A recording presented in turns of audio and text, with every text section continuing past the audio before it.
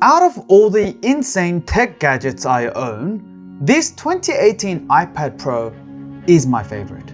It is the most versatile, with the most use cases, blurring the line between entertainment and productivity.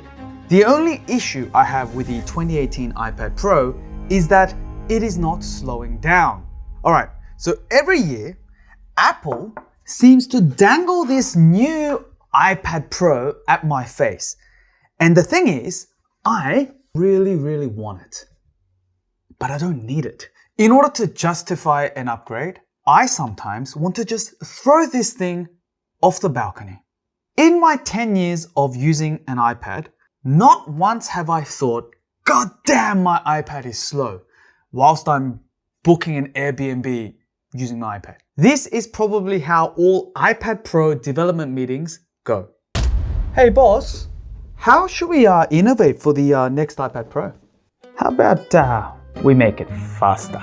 We've literally already chucked the M1 chip in here. I just don't think speed is... More speed! Right, we'll just chuck a faster chip in here. It already delivers class-leading performance.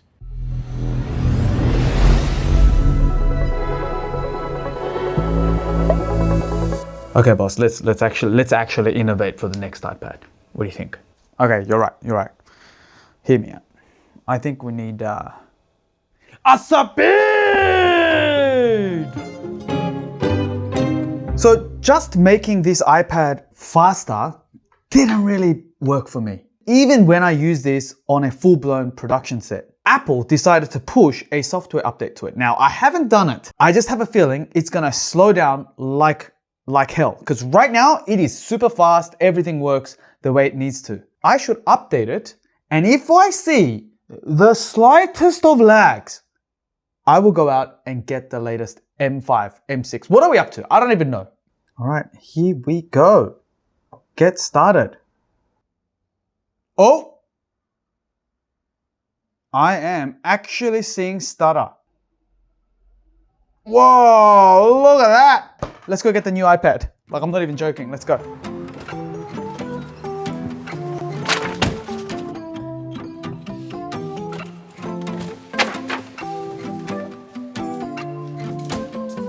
Hello, I'm Mia. Here you go.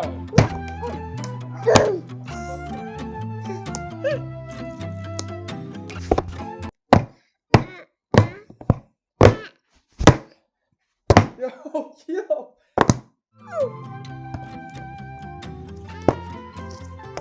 이게 뭐지?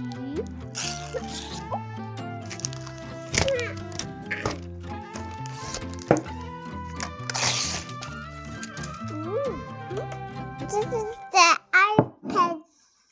This is the iPad Pro.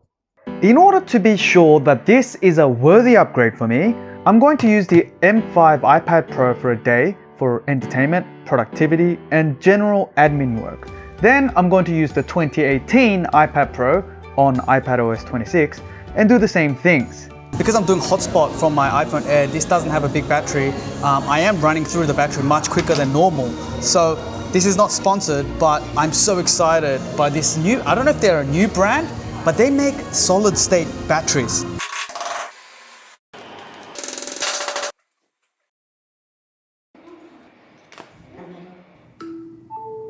They did send it over, and because I'm traveling to Dubai, Uganda, and then Bali, and then I'm going to Melbourne, I'm going to be on the plane like 5-6 times within the next 4 weeks.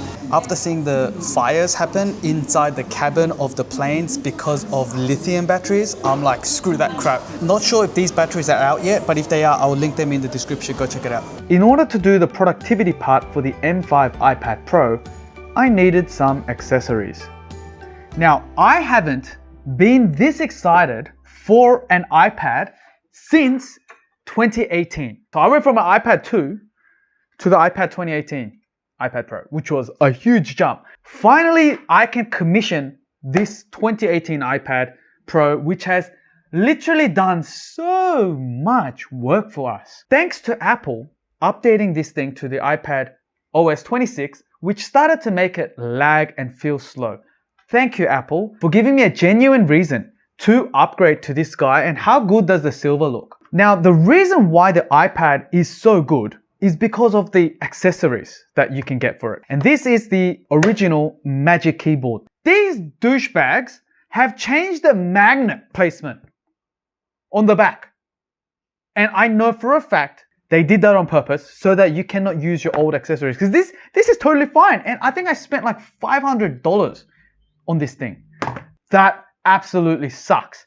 I didn't want to fork out another $500. So I reached out to ESR. Hey man, I'm planning to buy the new iPads. Do you have something for me? So they've sent me a couple things. If you are using an iPad Pro without a keyboard case or of some sort, what are you doing, bro? This thing turns the new iPad Pro into a laptop. It also has a strong magnetic keyboard, so you can type anywhere. You've got flexible viewing angles and even portrait mode for browsing. There's also a huge trackpad that's 100% clickable and supports multi-touch gestures. So yeah, the M5 iPad Pro with this setup and iPadOS 26 pretty much makes it a laptop replacement. Now look how easy it is to install this screen protector. It comes with an install tray, so you can't mess it up. Now here's the final bang for buck. This pencil. It has the Find My feature, palm rejection, and tilt support for just 32 bucks. I'll leave a link to all this stuff in the description. Checking it out does help the channel. Now, I seem to do this same performance test with all the iPads that have come before the M5, and I just want to do it again to see if this is gonna like blow my socks off. The same photos, by the way, they're both stored locally. Oh, do you see that? It's a bit laggy. Select subject. It's taking some time. Subject. It was much quicker. And let's actually press select sky at the same time, and let's just see how long it takes. I mean, look, the M5 is faster, okay, but it's not going to change my life. What about like just swiping through the photos? Let's use my fingers for that. Oh yeah, there's a bit of a annoying kind of, do you see that? It's like not as responsive. Look at that. Do you see that? Why is it doing that? So, I can't believe this was Fat Baby. This is before she could even walk. So let's actually do a render test. Bang! M5 iPad Pro is complete. Okay, the 2018 iPad Pro is done now. Underwhelming yet again. I don't know what I'm expecting. I think I'm expecting the new iPad to be like, shoom, done, 300 photos. So every day I alternated between these two iPads for a week. I wanted to be sure that the 2018 iPad Pro was absolute garbage to use as a daily on iPadOS 26. Within 5 minutes, it just takes the iPad a bit of time to warm up. So you gotta open the app like twice before it gets smooth and stuff like that. Borderline unbearable. Like I can't deal, bro. Oh God, I can't. Making me want to resort to using my massive 16-inch MacBook Pro for general admin work. Whilst the M5 Pro didn't show a slither of jitter, everything was buttery smooth, from task switching, editing photos, gaming, and everything in between just felt so good to use. If it wasn't for iPadOS 26, I don't think I would have upgraded. This M5 iPad Pro is probably the last iPad you'll ever need. This is the first time since the M1 iPad Pro where I've compared it to the 2018, and it's the first time I'm keen to do an upgrade. And the reason isn't the tandem OLED display, it's not this new thin design, it's actually iPadOS 26. Now iPadOS 26 has officially crippled the 2018 iPad Pro. So if you're planning to hold on to the 2018 iPad Pro, don't update. Unless you really like iPadOS 26, which I do. And so I made the upgrade and it sucks, guys. There is stutter here and there. Is it usable? Yeah.